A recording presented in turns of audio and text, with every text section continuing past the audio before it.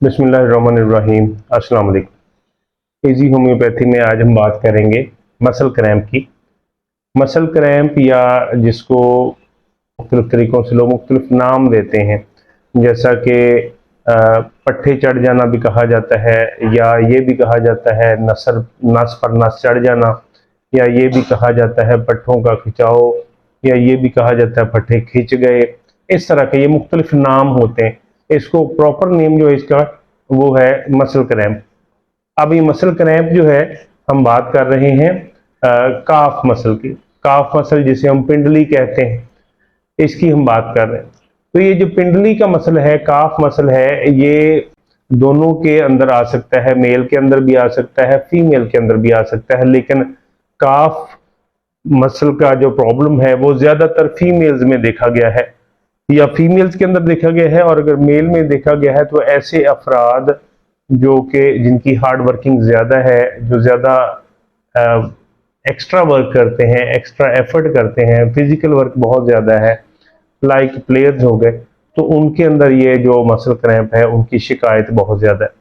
ख़वातीन में ये मसला बहुत देखा गया है, और आम तौर पर ये मसला रात के वक्त जब वो लेटती हैं, रेस्ट करने के लिए बिस्तर पे लेटती हैं, तो उस वक्त उनके अंदर ये मसला देखा गया है कि उनको आम तौर पर ये काफ मसल जो है ये इनका क्रैम्प कर जाता है, और फिर काफ़ी ज़्यादा पेन का सामना करना पड़ता है, और उसको मुख्तलिफ तरीक़ों से फिर ठीक करने की कोशिश की जाती। बेसिकली अगर हम ये जानें तो ये होता क्या है कि काफ मसल या जो भी मसल्स हैं हमारी बॉडी के अंदर, ये हमारे जिस्म को या गोश्त को रिलैक्स रखते हैं। ये बेसिकली स्ट्रेचिंग का काम करते हैं, हमारे गोश्त के साथ ये चिमटे होते हैं और बॉडी को स्ट्रेच देने में ये हेल्पफुल होते हैं। दूसरे लफ्ज़ों में हम कह सकते हैं इलास्टिक का काम करते हैं।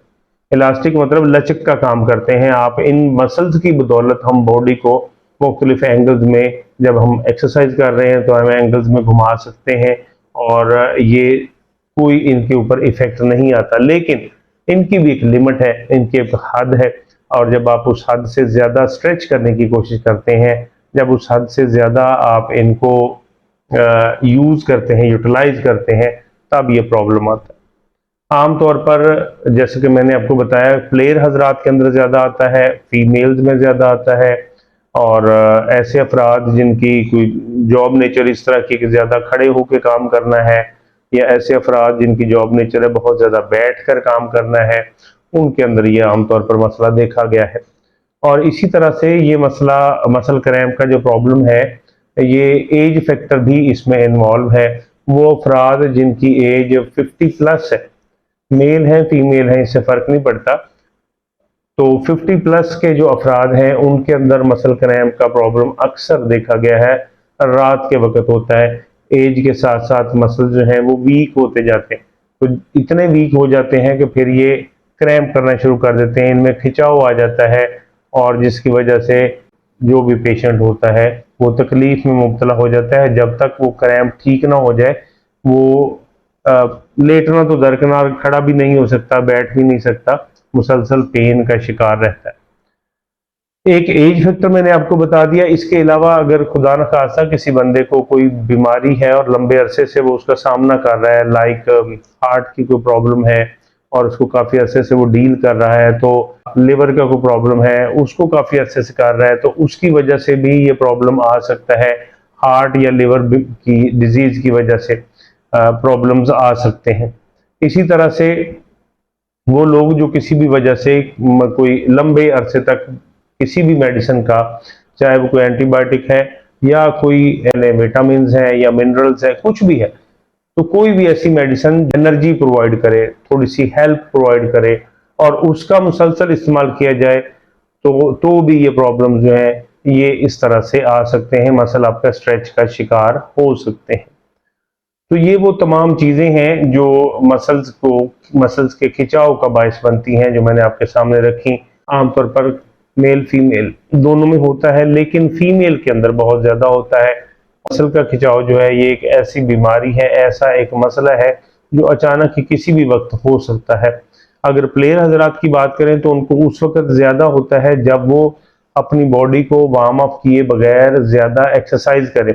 मिसाल के तौर पर कोई बैडमिंटन का प्लेयर है और वो वार्म अप किए बगैर थोड़ा सा उसने बस हल्का फुल्का सा वार्म अप लिया और उसके बाद उसने फौरी तौर पर गेम लगानी शुरू कर दी, तो जब वो शदीद स्ट्रेस वाली गेम करेगा, ज़्यादा एक्स्ट्रा एफर्ट करेगा, ज़्यादा चांसेस हैं कि उसका मसल क्रैम्प कर जाए। चाहे वो ये वाला मसल काफ मसल हो, चाहे वो ऊपर थाई वाला मसल हो, कुछ भी हो, तो दोनों सूरतों में मसल क्रैम्प होने के चांसेस होते हैं। और इसी तरह से फीमेल्स के अंदर, चूंकि फीमेल जो है उनकी वर्किंग बहुत ज़्यादा होती है, घर के अंदर उन्हें काम काफ़ी सारा करना होता है, बस ज़्यादा काम करना होता है, बैठ कर अक्सर करना है, कुछ खड़े होकर करना है, तो उनकी ये वर्किंग ज़्यादा होने की वजह से उनके साथ ये जो मसले हैं ये पैदा हो सकते हैं।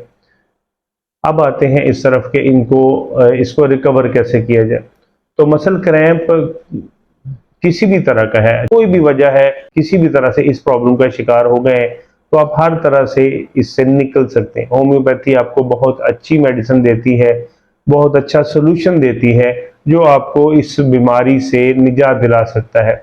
और इसमें 2-3 दवाइयां हैं, लेकिन सबसे पहले जो मैं आपसे बात कहूँगा वो यही कि सेल्फ मेडिकेशन से परहेज करना है, सेल्फ मेडिकेशन को अवॉइड करें, क्योंकि होम्योपैथी की एक मेडिसिन एक के अलावा कई काम करती है। तो अगर आप के साइन सिम्टम वो प्रॉपर नहीं है और आपने सिर्फ उसको बस ऐसे ही किसी से पूछ के या वैसे ही अखबार में पढ़ के, किसी वेबसाइट पे पढ़ के उसको इस्तेमाल कर लिया, तो आपके लिए ये नुकसानदेह हो सकता है, ज़्यादा मसले पैदा आपके लिए हो सकते हैं। पहले नंबर पर जो इस हवाले से मेडिसिन बहुत ही शानदार, बहुत अच्छे रिजल्ट देती है, उस मेडिसिन का नाम है क्यूप्रम मेटालिकम।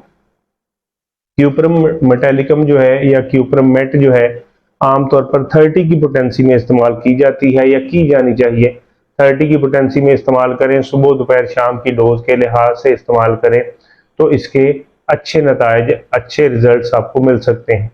इसके बाद जो दूसरी मेडिसिन इस हवाले से बहुत जानी मानी है, बहुत ज़बरदस्त है, स्ट्रॉन्ग है, इफेक्टिव है, उसका नाम है प्लम्बम मेटालिकम या प्लम्बम मेट। प्लम्बम मेटालिकम या प्लम्बम मेट जो है, इसको भी आप 30 की पोटेंसी में ही इस्तेमाल कर सकते हैं और ये भी बहुत अच्छे रिजल्ट्स देती है आमतौर पर।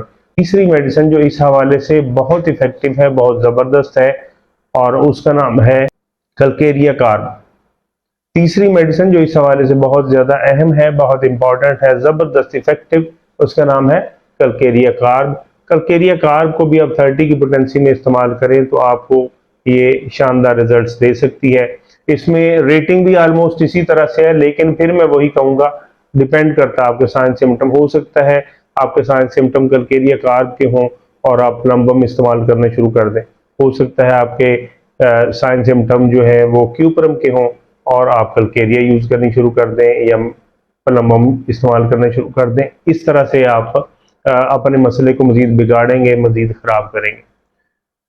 तो किसी डॉक्टर से प्रॉपर मशवरा करने के बाद, उसकी गाइडेंस के बाद ही आप उसको इस्तेमाल करें। अगली वीडियो में किसी नए मसले के साथ, कुछ नई अलामात के साथ आपकी खिदमत में हाजिर हूँगा।